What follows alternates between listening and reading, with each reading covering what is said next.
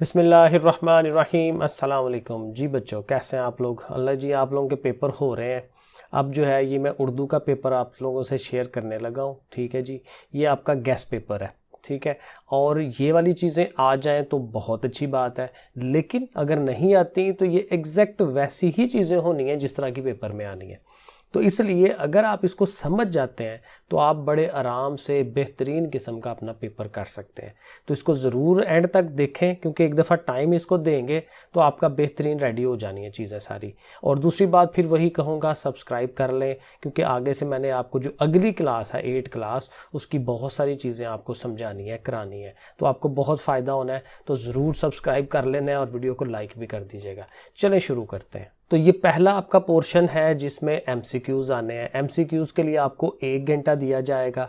ठीक है, और कुल नंबर 48 है। ठीक है, 32 एमसीक्यूज़ होंगे तो 1.5 नंबर का एक एमसीक्यू होना है। अब ज़रा ये समझ के देखें कैसे चलना है।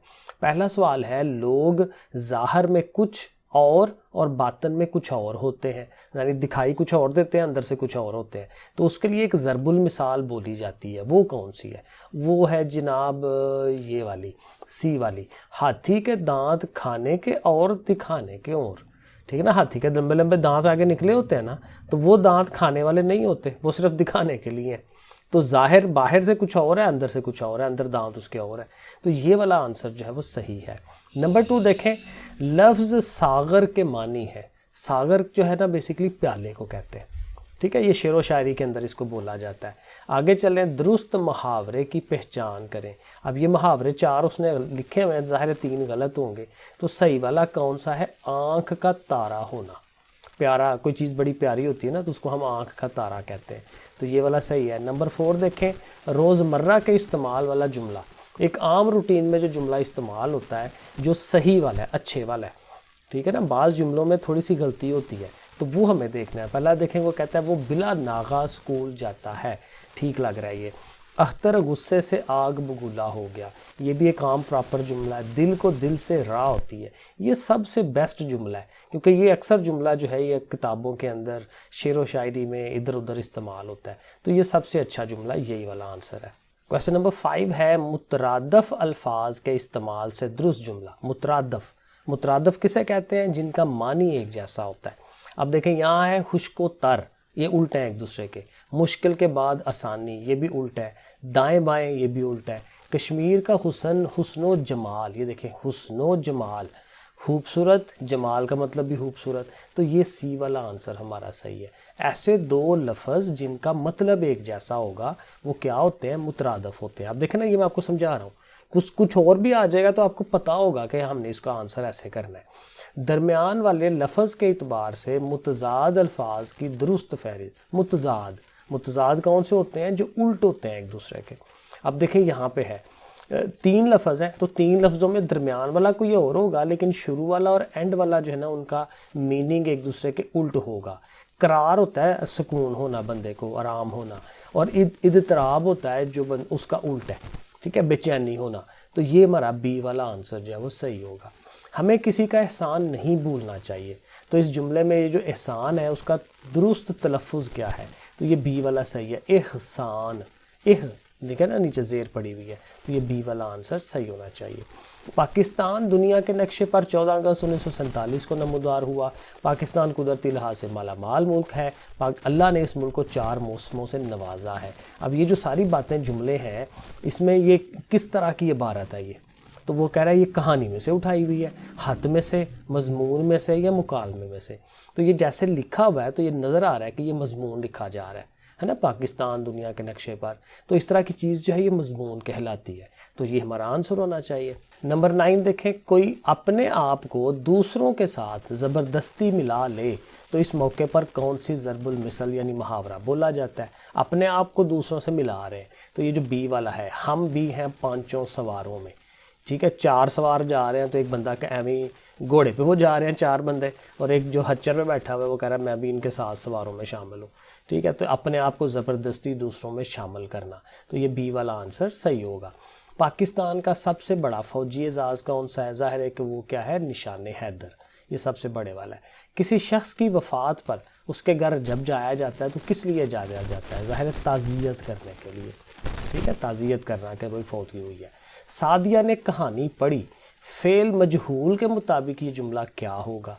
फेल मजहूल में ये होता है कि उसमें जो काम करने वाला बंदा है ना वो नज़र नहीं आता। अब यहाँ पे देखें ना, नज़र आ रहा है सादिया ने कहानी पढ़ी, तो सादिया जो है वो फ़ाइल है।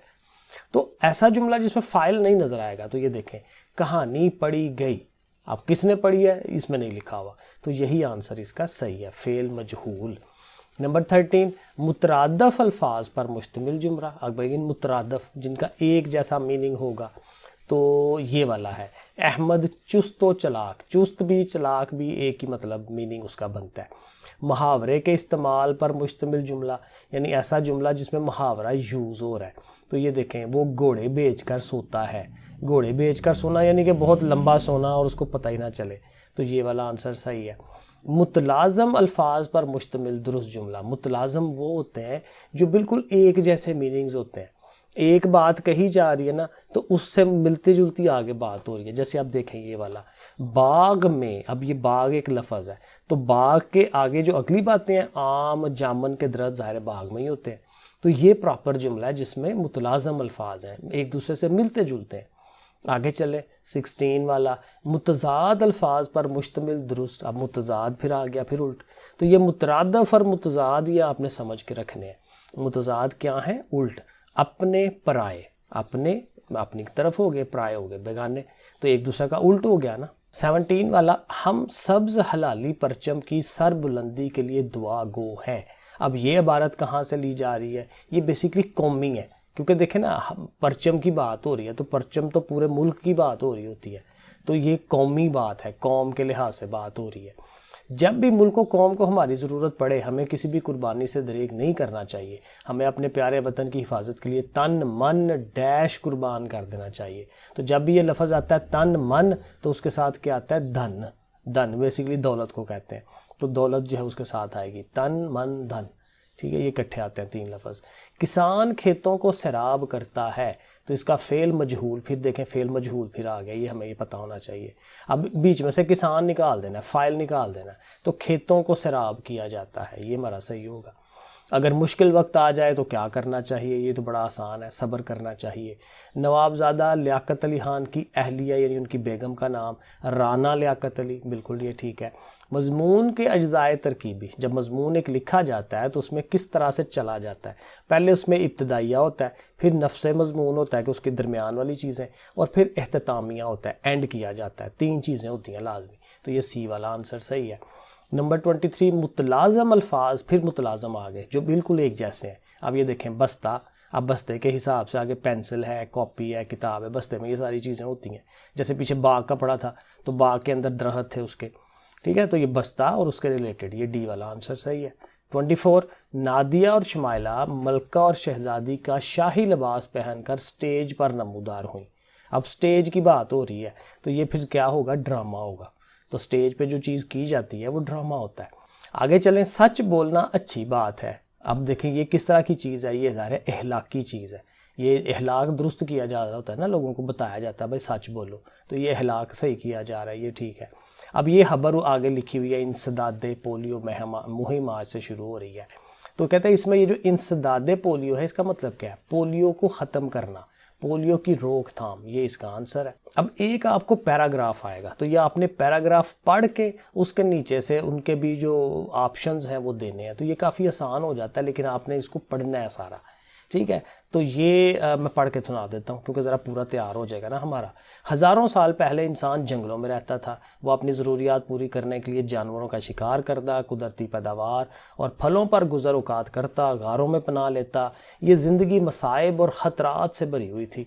इंसान ने ज़िंदगी को आसान और महफूज बनाने के लिए मिलजुल कर रहने में एक आफियत समझी, इकट्ठे रहने लगे। उसने बस्तियां बसाई, मकान बनाए, खेती बाड़ी शुरू की। आहिस्ता आहिस्ता आबादी बढ़ने लगी तो ज़रूरियात में भी इजाफा होने लगा। इंसान ने अपनी सहूलत के खातिर काम तकसीम कर लिए। किसी ने ग़िज़ा की ज़रूरियत पूरे करने का काम संभाला, तो किसी ने कपड़ा मुहैया करने का, और यूँ जो है वो सारे अपने काम लग पड़े, और ये क्या हो गया? पेशे हो गए। अब देखें ऐसे आपने तफसील से उसको पढ़ लेना है, और पढ़ने के बाद जो है वो अल्फाज के आपने ये जो है वो बताने हैं कि कौन सा सही है। देखें, दी गई इबारत के मुताबिक माजी में इंसान के मस्कन थे। माजी में इंसान कहाँ रहता था? तो जंगलात और गारों में रहता था, ये उसने बात की, तो बी वाला सही है। इंसान ने ज़िंदगी को आसान बनाने का क्या तरीका इख्तियार किया? तो वो फिर क्या हो गया? इत्तेफाक से रहने लगे, इकट्ठे होकर रहने लगे, ये डी वाला सही है। दी गई इबारत के मुताबिक आबादी में इजाफे से फिर क्या हुआ? मुख्तलिफ पेशे इंसान ने कर लिए ना, मिलजुल के भी वैसे रह रहे हैं लेकिन मुख्तलिफ पेशे उसने अपने लहदा जो है वो कर लिए थे। और फिर दर्ज झैल में सबसे पहला पेशा जो उसने इंसान ने इख्तियार किया वो क्या था? वो खेती बाड़ी थी, खेती बाड़ी करना शुरू कर दी। और इसका अगर आपने उन्वान बताना है तो उन्वान देखें क्या होना चाहिए? माजी का इंसान, इंसान का मस्कन, इंसान की ज़िंदगी। अब ये मेरे ख्याल में इंसान की ज़िंदगी बेहतर है, तो या फिर ये कह लें इंसान का मस्कन। इन दोनों में से कोई एक मेरे ख्याल में सही होना चाहिए। अब वो तो था जी हमारा ऑब्जेक्टिव किस्म का, जिसमें हमें एमसीक्यूज लिखने थे। अब दूसरा है, ये देखें आपके सामने पेपर आ गया। सबसे पहले आपने कहानी लिखनी है। कहानी किस पे लिखनी है जी? खुशामद बुरी बला है। ये खुशामद वाली वो कहानी है जिसमें एक कौवा होता है और एक लोमड़ी होती है। कौवा जो है वो कहीं से रोटी का टुकड़ा मिल जाता है उसको, वो बैठ के खाने लगता है, तो वो उसको लोमड़ी आ जाती है नीचे और उसको जनाब वो बड़ी खुशामद करती है, तुम बड़े प्यारे हो, बड़े अच्छे हो, तुम बड़ा अच्छा गाना गाते हो। तो वो फिर कहती है भाई मुझे गाना सुनाओ, बड़ी देर से तुमने कोई नहीं गाना मुझे नहीं सुनाया। तो वो खुश हो जाता है भाई मैं कितना अच्छा हूँ। तो वो जनाब गाने के लिए मुँह खोलता है तो रोटी उसके नीचे गिर जाती है। तो ये कहानी लिखेंगे तो ये क्या हो जाएगी? खुशामद बुरी बला वाली।